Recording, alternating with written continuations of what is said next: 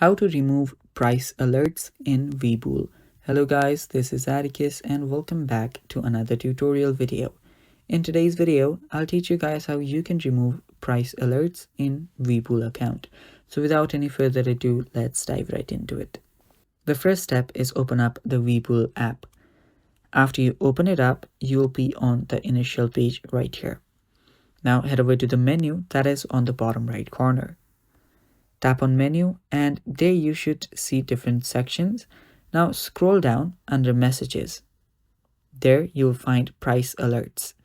Tap on price alerts and after you tap on price alerts, you will need to head over to the settings icon that is on the top right corner. Tap on it. After you tap on it, if you want to remove price alerts, if you just want to remove the notification for it, you can turn the notification button off. And after you do that, you can just scroll down, you can turn off custom alerts as well. After doing that, your price alerts should stop or just a notification for it. But if you want to completely delete it, head over to custom and head over to scroll down and head over to my alerts and there just remove all the alerts that you have.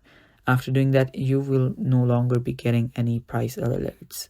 Thanks for watching. That's basically how you do it. Stay tuned for more upcoming videos and bye-bye.